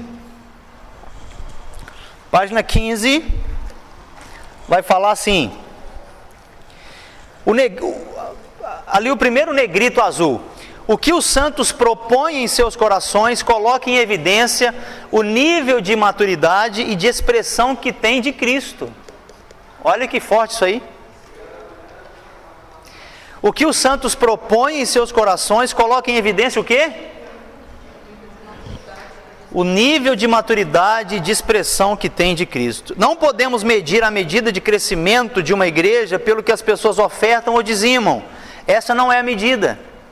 Em vez disso, devemos garantir que nós mesmos temos uma maneira de avaliar a nossa maturidade e fé no Senhor pelo que propomos em nosso coração. Aí eu pedi para você escrever: o que você está disposto a dar revela o nível de maturidade. Entendeu? Então, se você não dá nem o dízimo, você já demonstra ali o nível de maturidade que tem ali. Se você dá o dízimo e só o dízimo, já revela também o nível de maturidade que você tem. Se você dá o dízimo e algo mais, já vai revelando o nível de maturidade que está ali. Se você dá a sua vida, se você dá seu tempo, se você dá tudo que você tem, vai revelando o nível de maturidade que se tem aí. Entendeu?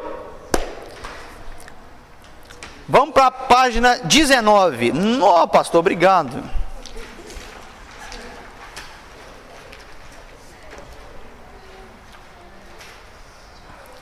Olha aí, o segundo negrito da página 19.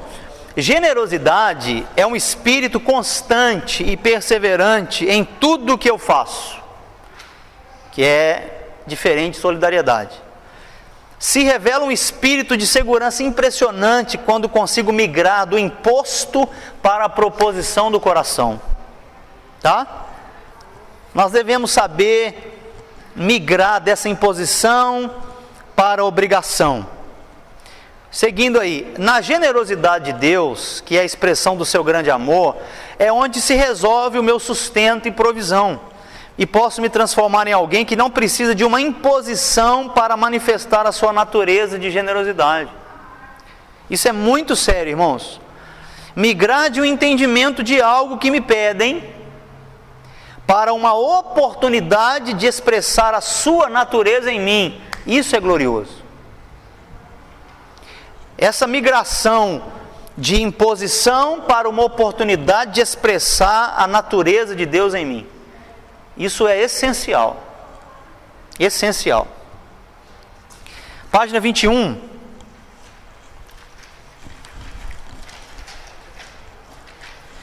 Página 21, no primeiro parágrafo aí. A generosidade começa aonde? No conhecimento do grande amor de Deus com que Ele nos amou e colocou essa mesma natureza em nós. Portanto, a generosidade, o que é? É expressão da sua própria pessoa através de nós. Olha que lindo isso aqui. Deus está se expressando quando nós somos generosos. Você já imaginou isso? Um marido expressando Deus com a sua generosidade dentro de casa. Uma esposa expressando generosidade dentro de casa. Um pai, uma mãe, um filho. Os irmãos expressando. Nós como membros do corpo de Cristo expressando generosidade no nosso trabalho, na nossa faculdade, na nossa escola. Irmãos, nós vamos tocar o mundo. A igreja precisa entender que generosidade não se trata de dinheiro, se trata de vida expressada. Tá bom? Então vamos lá, página 22.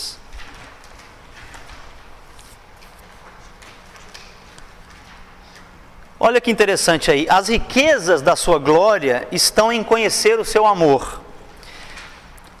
Olha aí, quanto mais vamos entendendo o seu amor, a generosidade é a nossa única maneira de responder. Por que eu tenho que servir ao Senhor, amar o Senhor? Por que a cada dia mais eu tenho que aprender a dar a minha vida? Por quê? Porque eu estou entendendo o seu grande amor, e quando entendo o seu grande amor, vou vendo a grande generosidade dele, e a minha única maneira de responder é expressando generosidade, expressar o dar, tá? É isso que eu quero enfatizar nessa página. Página 27. Não, pastor, te amo. Vocês amam quando dá esses pulos aí, né? Vamos lá.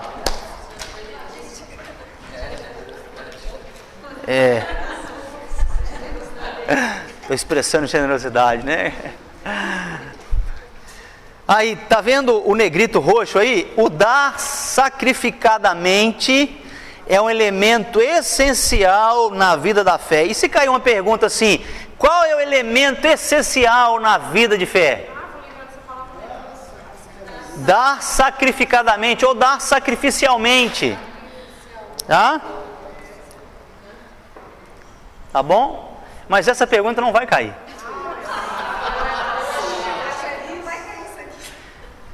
Essa pergunta não vai cair, mas alguma coisa em relação a dar sacrificialmente vai. Tá bom? Então, seguindo aí, ó. Dar, tá vendo? Dar ali, em negrito roxo, é uma expressão integral. Repita comigo: dar é uma expressão integral, não é parcial. Então, generosidade não se trata só de tirar dinheiro do bolso.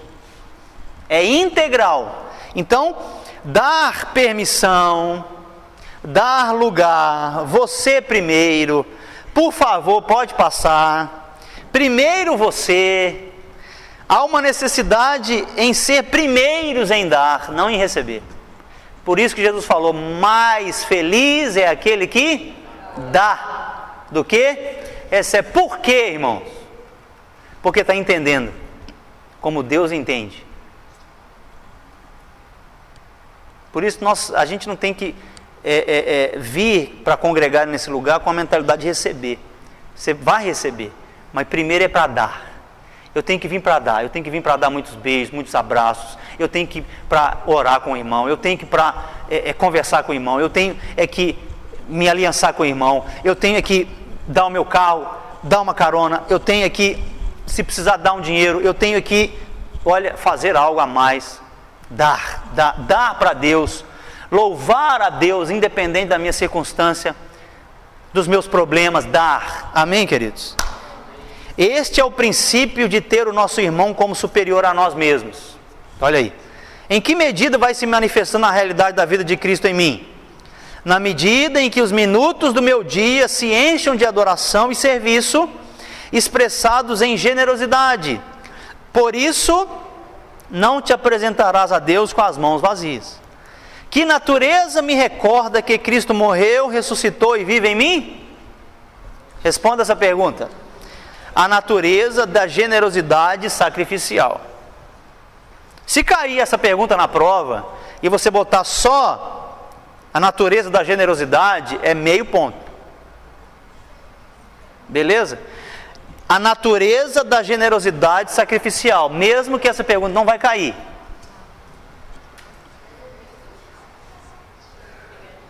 Veja, eu estou fazendo uma revisão da matéria e questões da prova.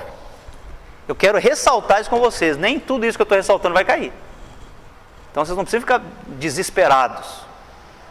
Ah, que tanto de página. Eu estou fazendo uma revisão para a prova. Os pontos que eu estou tocando, pode cair ou não. Tá bom? Porque senão nós vamos ter que estudar a apostila toda, que essa apostila de generosidade é maravilhosa. Tá? Pulando um parágrafo. Consideremos seriamente que dar somente a quem amamos não tem mérito. Não é parte do reino de Deus. Você vai dar só para quem você ama? Sim ou não? Está certo ou está errado?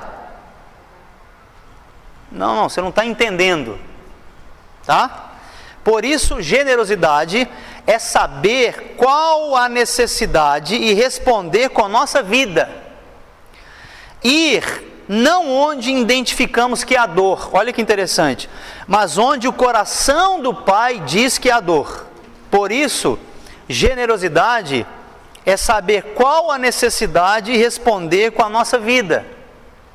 Ir não onde identificamos que há dor, mas onde o coração do Pai diz que há dor.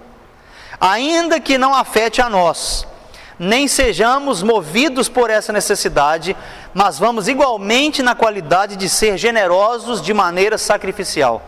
Porque não importa o que nós sentimos, mas o que o Pai sente. Tá? Isso vai nos poupar tempo, isso é remir o tempo. Porque senão a gente quer fazer tudo, resolver tudo, e Deus está querendo resolver uma determinada questão, e a gente está querendo resolver tudo. Vamos prestar atenção nisso, tá? Página 27 ainda. Não, já falamos da página 27, bem. Tá? Página 28. Tá bom? Página 28 aí no primeiro, segundo, terceiro, quarto parágrafo. Não é a separação de dinheiro, é a abertura de oportunidades para sermos sacrificialmente generosos. Isso não é algo que alguém pode nos dizer, mas é o Espírito de Deus operando em nós. Então, dar não tem a ver com enriquecer a Deus. Repita comigo, dar não tem a ver com enriquecer a Deus. Tem a ver com o quê? Com uma maior capacidade de sermos mordomos. Com o manejar das nossas emoções, que atacam a nossa capacidade de ser generoso. Isso tem a ver com dar. E essa pergunta, como eu sei que estou diante de uma oportunidade de Deus? Olha aí, como eu sei que eu estou diante de uma oportunidade de Deus? Pela alegria que se sente da oportunidade. Nunca é uma necessidade, é uma alegria interna que nos abre uma oportunidade, e da mesma maneira, nunca a generosidade que Deus nos abre nos faz ver uma resposta econômica. No tempo certo, desfrutaremos com as nossas famílias da alegria dessa participação. Mas isso não pode ser uma carga legal, não pode ser por uma imposição. Tá bom? O último negrito roxo lá, tá vendo? Por que há tão poucas pessoas que dão conforme a proposta do coração? Por quê? Por causa do desrespeito sistemático de um ensinamento total e absolutamente errado.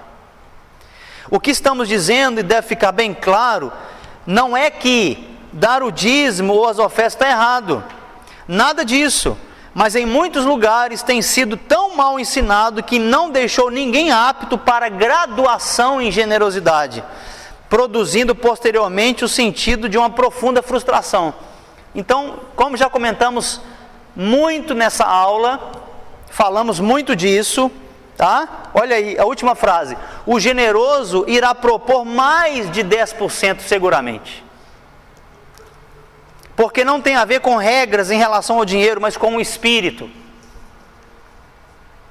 Com o espírito. Se eu entendo generosidade da maneira de Deus, eu não posso ficar na regra dos 10%. Irmão, na nova aliança é tudo. É tudo. Então, se eu ficar cumprir minha obrigação, dei os 10%, estou sendo generoso? Não. Talvez eu estou pensando até em ser solidário com Deus, ajudando a pagar as contas aí da Reviver, por isso eu vou dar. Não, isso não é ser generosidade. Isso não é ser generoso. Vocês estão compreendendo qual que é o espírito da coisa? Tá? E nós falamos muito sobre esses 10%, como nós devemos entender isso, devemos partir daí para mais, tá? Não por uma imposição, mas por um espírito, tá bom? Página 29, existe uma frase aí, tá vendo ali, ó, terceiro parágrafo: para dar conforme se propôs no coração, há somente um detalhe. Qual detalhe que é esse? É ouvir a Deus.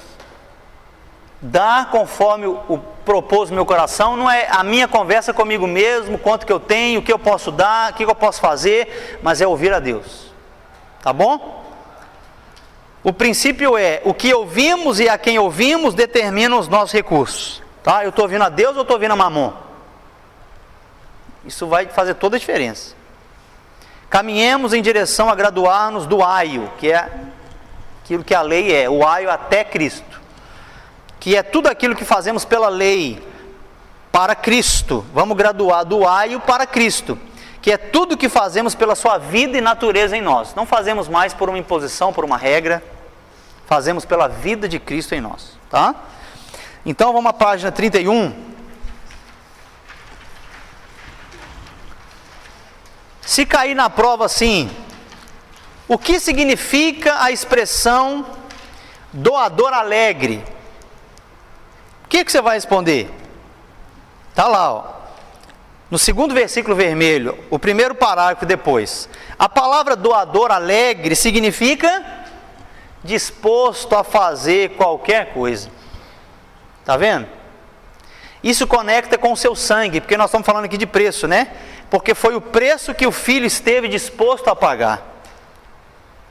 Cristo foi, aí o próximo negrito roxo, Cristo foi o doador alegre que deu o que tinha que dar para cumprir aquilo que o Pai tinha que consumar na terra. Então, qual é a definição de um doador alegre? Disposto a fazer qualquer coisa. Isso é uma graduação na generosidade. O generoso regular, depois o generoso alegre. Eu estou disposto a fazer qualquer coisa. Senhor, o que o Senhor quer que eu faça? Opa, esse aí é um doador alegre. Ele está disposto a fazer qualquer coisa. Quem está disposto a fazer qualquer coisa, irmão, não faz cara feia, para nada. Eu estou disposto a fazer qualquer coisa. Então pode me pedir o que for. Farei. Farei feliz. Despretensiosamente. Detalhe. Sem querer nada de volta. Tá bom? Página 34.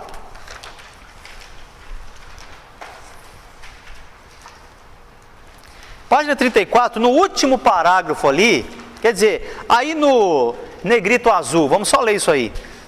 Generosidade é a liberdade para determinar a oferta, ou seja, determinar acima do previsto, ok? Generosidade não é para determinar o que eu quero, é determinar acima do previsto. É regulada por um Pai que já nos deu em seu Filho todas as riquezas da sua graça, e essa graça é abundantemente generosa. Último parágrafo. Para quem foi a oferta que Paulo ministrou? Para os irmãos de Jerusalém. Curioso, né? E quem dava em Jerusalém? Os que ensinavam mesclados com o judaísmo. Paulo não os discriminou. E embora a mensagem fosse em meio à tribulação, a dinâmica da provisão nunca foi cortada no Novo Testamento, porque Deus faz o quê? Imuniza o sistema econômico. Ou seja, tudo é segundo o pacto em que operamos. E aí nós falamos de que no novo pacto Deus imuniza nosso coração de quê? Se você anotou, você sabe. Deus no novo pacto imuniza nosso coração do egoísmo. Página 35.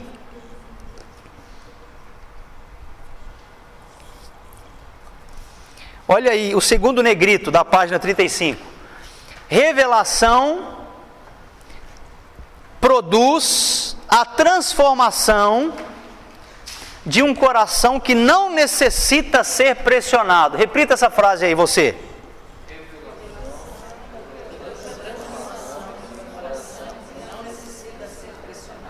nem pressionar as pessoas, mas sob nenhum aspecto, nem por nenhuma razão, deixa de participar no avanço e progresso do Evangelho, porque não vê como uma exigência, mas como uma oportunidade onde sempre deve se expressar generosidade pela proposição do coração, tá? E eu pedi para você escrever lá embaixo, né? Só quero registrar isso, que você deve ter em mente uma coisa: cada palavra ministrada a mim e a você, que me fez crescer espiritualmente e avançar, deve ser seguida de uma resposta generosa de vida, de tempo e de recurso material. Pedi para você escrever isso, tá? Cada palavra que fez você avançar no Senhor, cada obra de Deus na sua vida que formou a Cristo em você, tudo que você cresceu espiritualmente, nunca deve ser para você. Isso tem que ser expressado numa resposta generosa de vida, de tempo, de recurso material. Tá bom? Então, terminando, página 36. Página 36.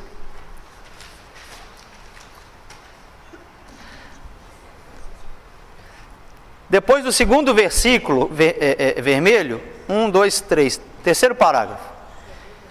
Quanto mais você receber, seja mais generoso. Essa é a dinâmica do novo pacto. Recebo, eu dou. Recebo, eu dou. Recebemos de Deus, nós damos em gratidão. Recebemos mais um pouco, aumentamos nossa gratidão. Toda a formação de Cristo em nós deve nos levar a responder em generosidade. Tá? Ou seja, igreja não é lugar para mesquinhos. Igreja é lugar daqueles que estão desejando ser graduados em generosidade, que estão aprendendo a dar. Tá bom? Isso é maravilhoso. Página 38. Página 38. Isso aí é muito interessante, né? Vamos lá. Começando a página 38. Deus nunca dá se não for voltar para pegar de volta. Se Deus deu, irmãos, Ele vai querer de volta. E esse processo nós falamos, né? É o que o Senhor está querendo formar algo em nós. Tá bom? Lembramos de Abrão. Deus deu para Abrão, depois pediu de volta. Não é? E assim conosco. Deus deu a Cristo e quer ver Cristo de volta. Que loucura, né? Isso é muito maravilhoso. Nada que Deus dá é para a gente apenas usufruir para nós mesmos. Para a gente ter uma resposta para Deus. Então, essa é a dinâmica da generosidade. Seguindo lá. No Evangelho pode-se fingir tudo. E pode-se duplicar tudo. A única coisa que não dá para fingir é a... O que não dá para fingir? Generosidade. Posso ser enganado por todo tipo de pessoa, mas a única coisa que não dá para enganar na vida é ser um generoso. Porque a única natureza de Deus, porque é a única natureza de Deus. Porque generosidade deixa sempre um espírito de alegria. Podemos fingir ao nos ajoelhar, ao cantar, ao pregar, ao ser parte do coral, ao ser parte do governo da igreja, da liderança, ao abraçar o Evangelho, ao dar uma determinada quantia em dinheiro, mas dar generosamente só pode ser feito sem fingimento. O dar verdadeiramente e generosamente produz alegria. Necessitamos recordar onde estávamos antes de tudo. Assim reconheceremos que tudo veio dele. Onde você estava antes de Cristo? O que pode custar para mim isso? Tem que nos desfazer de algo próprio para a mudança de uma geração, irmãos. Isso merece uma definição, que é: ser generosos e dar conforme o novo pacto é uma obra do Espírito. Não tem como ninguém forçar isso. Não tem como a gente manivelar alguém para ser generoso. Não tem como. Portanto, isso não necessita de muita explicação. Generosidade no novo pacto não necessita de muita explicação. Necessita de uma ativação. A vida de Deus em mim sendo expressada em todo momento. Tá? E termino dizendo que generosidade e egoísmo andam juntos, correto? Não? Andam totalmente longe um do outro. Tá bom? Essa matéria merece você pegar de novo a apostila, ler de novo ela, viu? Se você sabe de algum irmão que está passando alguma dificuldade financeira, alguma questão nesta área, leia com ele, pontos, não entregue a apostila, mas leia alguns pontos e vá expressando isso com a sua vida, a ponto de outras pessoas serem tocadas pela sua generosidade. Amém, queridos? Prova na próxima semana, começaremos a prova 19h30, tá bom? Um grande abraço para você, até mais.